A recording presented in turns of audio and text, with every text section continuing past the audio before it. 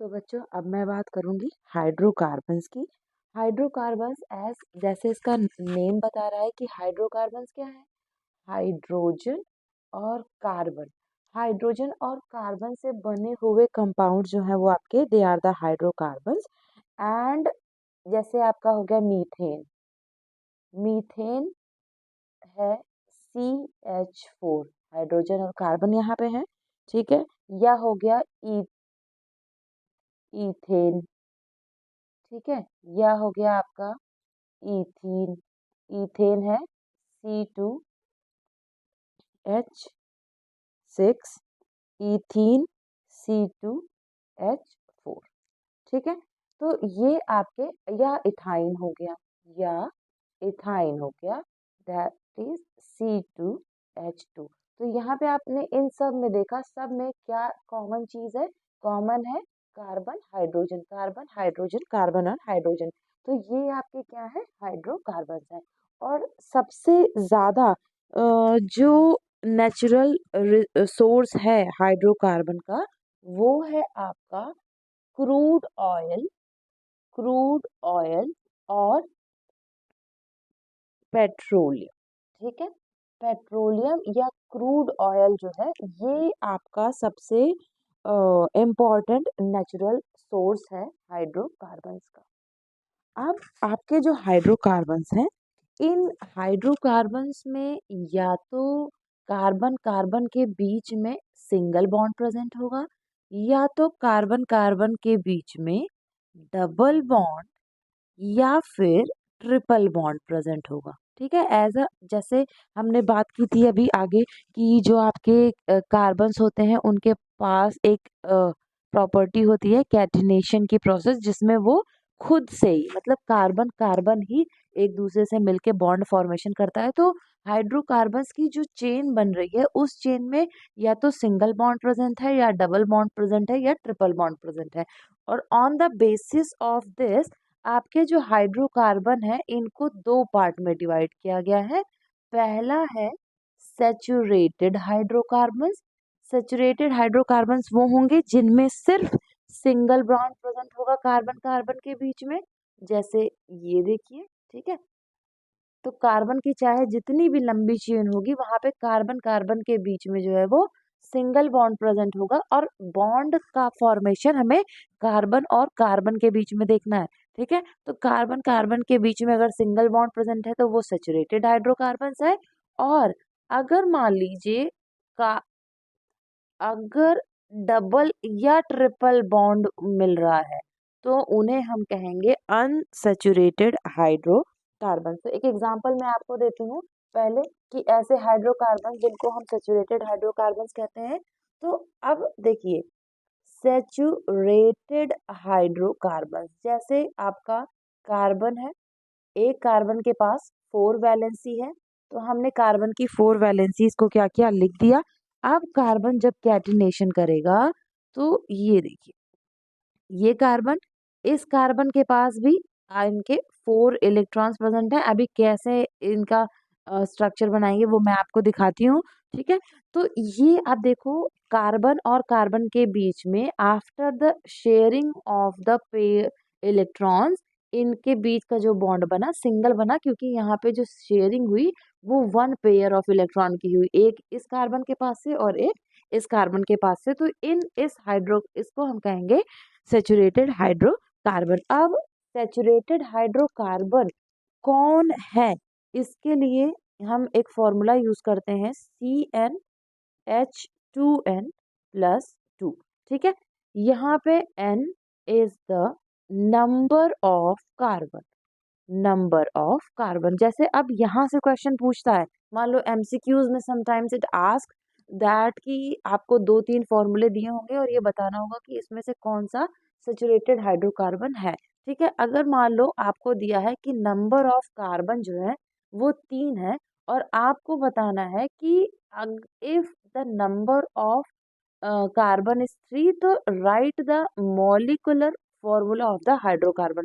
आपने बस सिंपली क्या करना है कि जहां पे भी n है, अगर आपको सैचुरेटेड हाइड्रोकार्बन्स निकालना है तो जहाँ पे n है उसकी प्लेस पे जो भी गिवन नंबर होगा वो आप लिख दोगे। तो यहाँ पे है 3, तो आपने लिखा C, n की प्लेस पे 3, H 2 इंटू n की प्लेस पे 3 प्लस 2। ठीक है, ये हो गया C3H 2 3 6, 6 प्लस 2 इज 8। ठीक है, और ये फॉर्मूला हो गया, ये फॉर्मूला हो गया आपके सेचुरेटेड हाइड्रोकार्बन का। अब अगर मान लो हम यहाँ पे इस C3H8 का स्ट्रक्चर बनाना चाहें, तो स्ट्रक्चर हमें कैसे बनाना है? स्ट्रक्चर के लिए हमने फॉर्मूला निकाला C3H8। ठीक है, मतलब नंबर ऑफ कार्बन जो है आपके, नंबर ऑफ कार्बन जो है वो 3 है और हाइड्रोजन 8 है। आपके पास 1 2 3, 3 नंबर ऑफ कार्बन लिख दिए, एंड हर एक नंबर ऑफ कार्बन के पास 4 4 वैलेंसीज, हर एक की 4 वैलेंसी। ठीक है, और अब देखिए हमारे पास 8 हाइड्रोजन्स हैं। अब इस 8 हाइड्रोजन को भी आप क्या करोगे? अरेंज कर दोगे। हर एक हाइड्रोजन के पास सिर्फ और सिर्फ एक इलेक्ट्रॉन है इसके आउटर मोस्ट सेल में। तो आप देखो कि जो हाइड्रोजन है, जहां जहां पे आपको साइडों में प्लेस मिल रही है, वहां पे आप क्या करो? हाइड्रोजन को ऐड करो। ठीक है, ये देखिए कर दिया आपने। अब क्या करना है कि हर एक हाइड्रोजन के पास एक एक इलेक्ट्रॉन है, हर एक हाइड्रोजन के पास एक इलेक्ट्रॉन है, और इन्हें अपना जो इनका जो टू है यानी के शेल है, उसे पूरा करने के लिए दे नीड 1 इलेक्ट्रॉन। तो ये क्या करेंगे? कार्बन के एक एक इलेक्ट्रॉन से अपना ये शेयरिंग कर लेंगे। ठीक है, इन्होंने ऐसे शेयरिंग कर ली कि इन्होंने कार्बन से बोला कि भैया आप जो है वो हमें इस टाइम पे हमें ज़रूरत है, तो आप क्या करो कि एक हमें दे देते तो हमारा काम चल जाता। ठीक है, अब देखो 5 6 7, अब ये कहते कि एक इलेक्ट्रॉन और कम है। तो इस कार्बन ने कहा कि ठीक है भैया, आप क्या करो, आप हमसे ये वाला इलेक्ट्रॉन जो है वो शेयर कर लो। ठीक है, तो ये एक सर्कुलर स्ट्रक्चर बन गया, एक इलेक्ट्रॉन डॉट स्ट्रक्चर बन गया। अब एक का पूरा हो गया। दूसरे कार्बन के लिए एक इसका ये ये तो इसने क्या किया?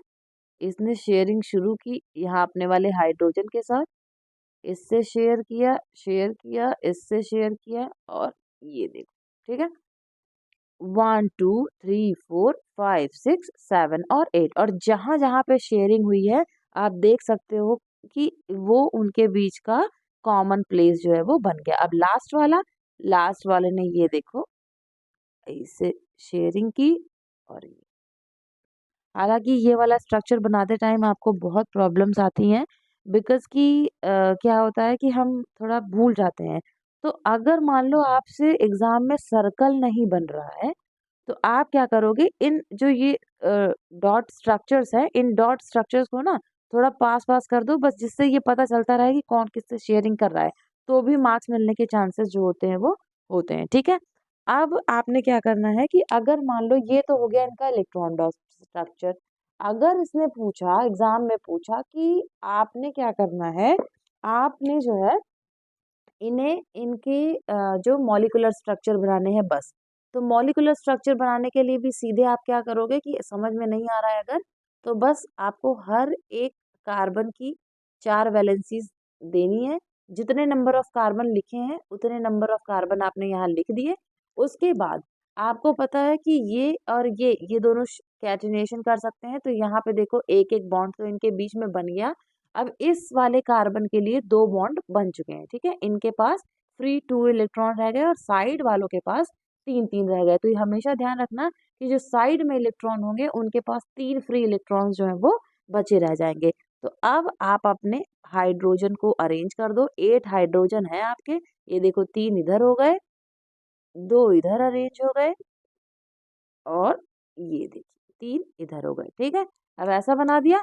अब बस इनके बीच में जो शेयरिंग है उसको ये बना दिया, और इस तरीके से आप आसानी से जो है वो मॉलिक्यूलर स्ट्रक्चर जो है वो बना सकते हो। और ये मॉलिक्यूलर स्ट्रक्चर का फॉर्मेशन जो है वो ये इम्पोर्टेंट है, क्योंकि मॉलिक्यूलर स्ट्रक्चर का फॉर्मेशन पूछते हैं। ठीक है, तो अब और यहीं पे सीधे मैं आपको नेमिंग के लिए भी बता देती हूँ कि नेमिंग जो है वो कैसे करते हैं हाइड्रोकार्बन्स की। जैसे मान लो कि आपके जो हाइड्रोकार्बन है, अगर सैचुरेटेड हाइड्रोकार्बन्स हैं, तो आपके जो सैचुरेटेड हाइड्रोकार्बन्स होते हैं वो सैचुरेटेड हाइड्रोकार्बन्स सिंगल बॉन्ड से जुड़े हुए हैं, और इनके ये एल्केन के मेंबर होते हैं।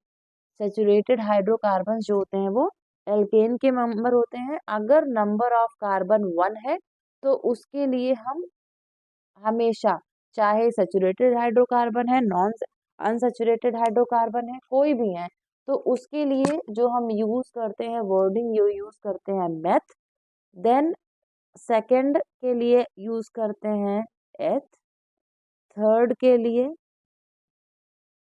प्रो, फोर्थ के लिए but, 5 pent, 6 hex, hept, oct, 9 के लिए नन, और आपका 10 के लिए हम यूज करते हैं डेक। ठीक है, अब अगर मान लो एल्केन के मेंबर्स हैं, एल्केन के मेंबर मीन्स कि अगर इनके बीच में आपके जो नंबर ऑफ कार्बन है, ये आपका हो गया नंबर ऑफ कार्बन। तो अगर नंबर ऑफ कार्बन जो है ये हो गया नंबर ऑफ कार्बन, और अगर सारे ही आपके एल्केन है, एल्केन मीन्स कि ये आपके सैचुरेटेड हाइड्रोकार्बन्स हैं जिनमें सिंगल बॉन्ड प्रेजेंट है, तो आप सफिक्स लगा दोगे क्या, एन, एन, और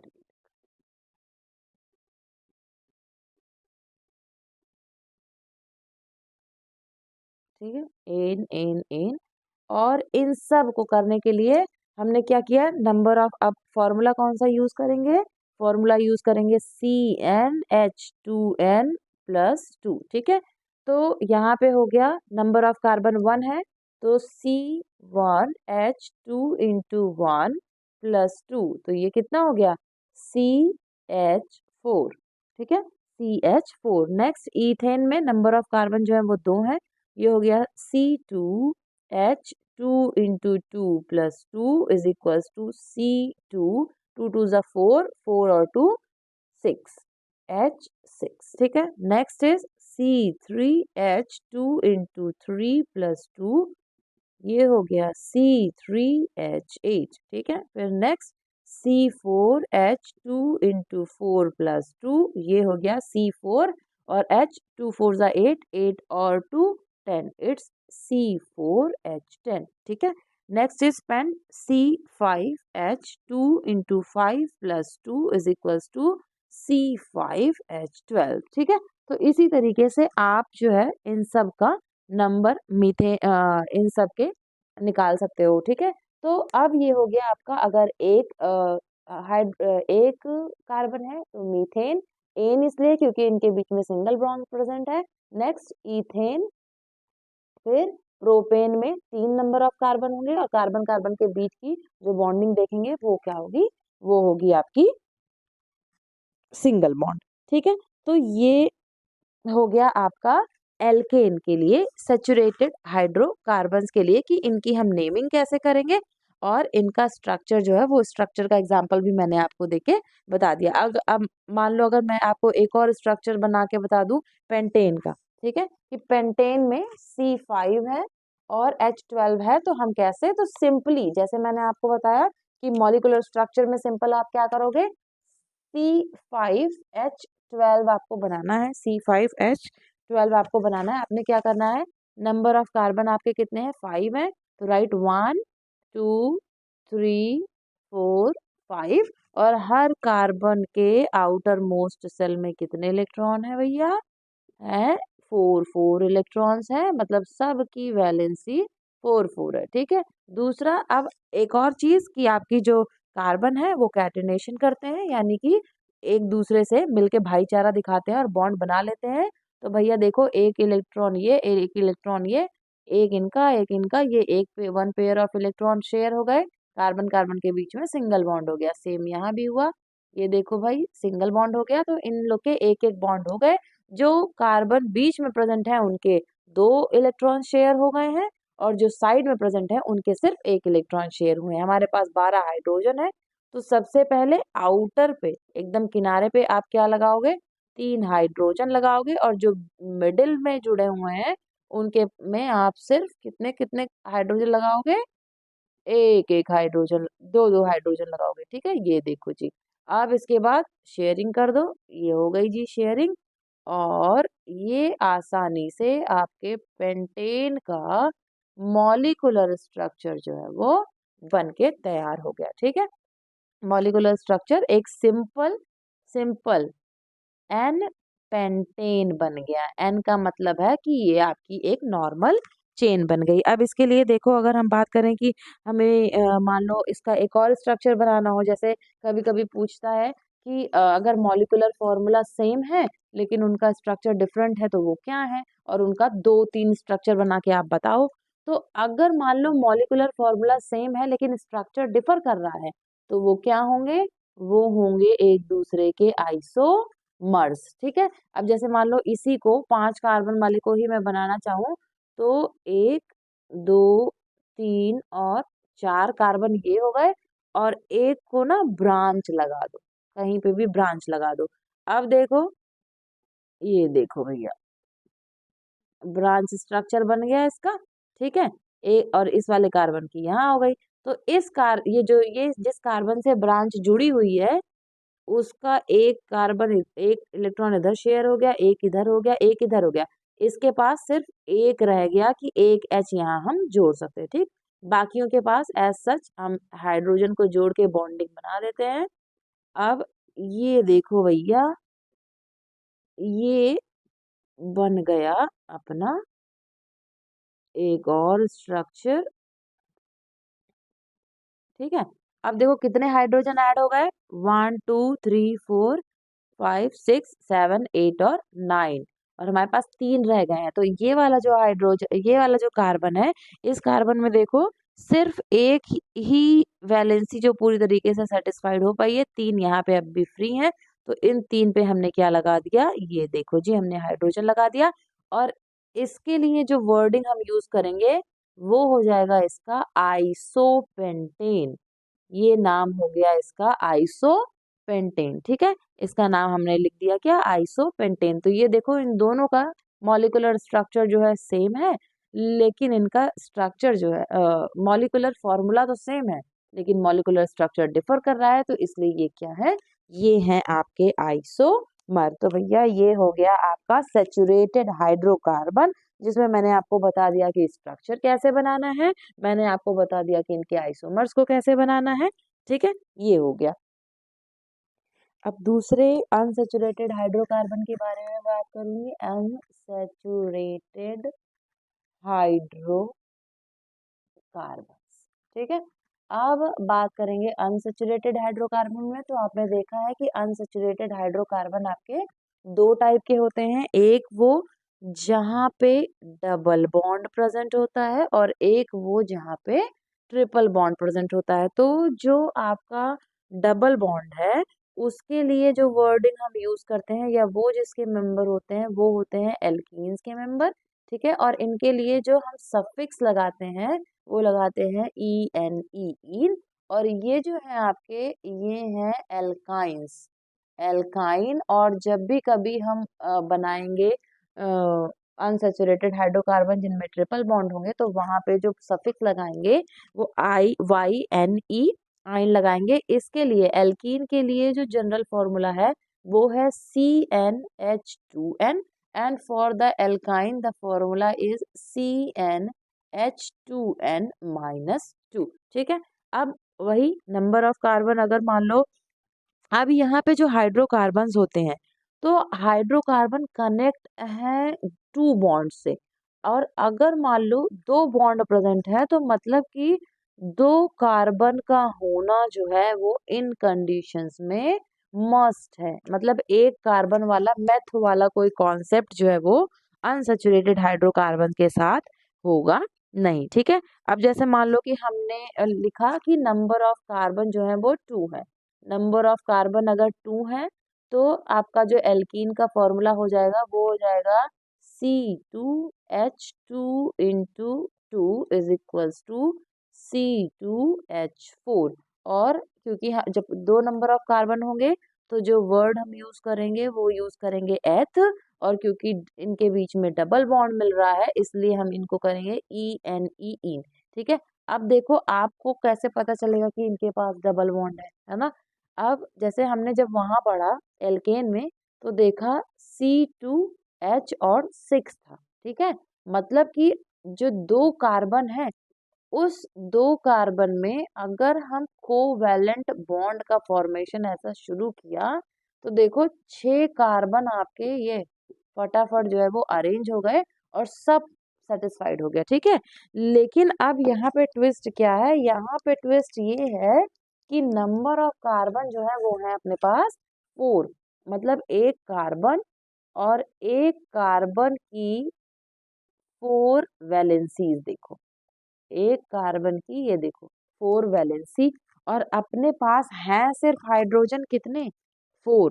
तो मान लो एक हाइड्रोजन की बॉन्डिंग यहाँ बन गई, एक यहाँ बन गई, एक यहाँ बन गई और एक यहाँ। आप अपने पास हाइड्रोजन जो है नहीं, तो क्या होगा, ये दोनों भाई आपस में भाईचारा निभाएंगे और ये देखो जी 2 पेयर ऑफ इलेक्ट्रॉन की शेयरिंग करके ये क्या करेंगे, डबल बॉन्ड का फॉर्मेशन करेंगे। अच्छा एक बात और है कि जैसे मैंने इसको ऊपर लिख दिया इसको यहाँ लिख दिया ना, तो आप इसको कहीं भी अरेंज कर सकते हो। कहीं भी मीन्स कि चाहे इसको ऐसे लिख दो चाहे इसको आप ऐसे बना दो, है ना।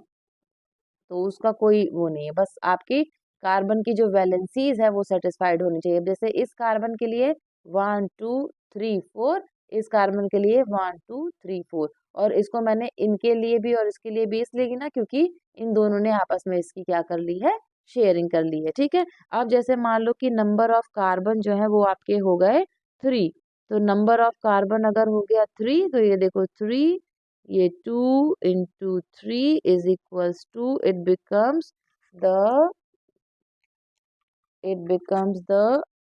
C3H6। ठीक है, फिर इसका नाम जो हो जाएगा वो हो जाएगा, 3 कार्बन के लिए हम वर्डिंग यूज करते हैं प्रोप, और क्योंकि डबल बॉन्ड होगा इनके बीच में तो इसलिए भैया इन, प्रोपीन, प्रोपीन, प्रोपीन।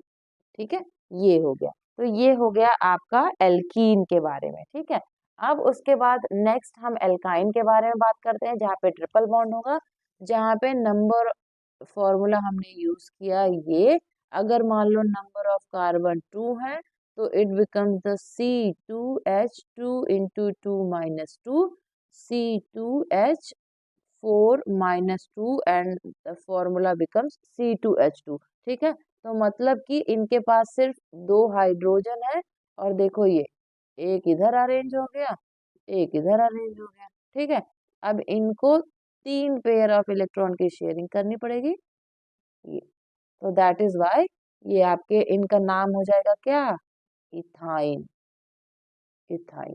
ठीक है, ऐसे ही एज सच आप 3 के लिए 4 के लिए 5 के लिए और ऐसी आप यूज करोगे। ठीक है, तो आप मेरे साथ बने रहो, मैं अब पूरी कोशिश करूंगी कि आपको ज़्यादा से ज़्यादा क्वेश्चन बता पाऊँ और ज़्यादा से ज़्यादा इजी आइडियाज़ बता पाऊँ जिससे आप अच्छा स्कोर करो इन योर बोर्ड एग्जाम। अब देखो जी नेक्स्ट मैं बात करूंगी साइक्लिक हाइड्रोकार्बन्स के। आपके जो साइक्लिक हाइड्रोकार्बन्स हैं ये जो स्ट्रक्चर है इनका, ये साइक्लिक स्ट्रक्चर बनाते हैं। अभी इसके पहले हमने सिंपल एक लीनियर स्ट्रक्चर एक ब्रांच स्ट्रक्चर पढ़ लिया। तो अब आपके पहले मैं बात करूंगी सेचुरेटेड सेचुरेटेड साइक्लिक हाइड्रोकार्बन्स के।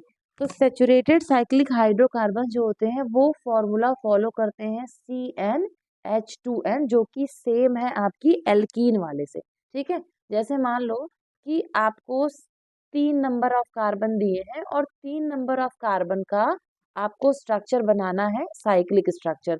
तो आप क्या करोगे, ये हो गया C3H2 into 3, it becomes the C3H और 6, ठीक है।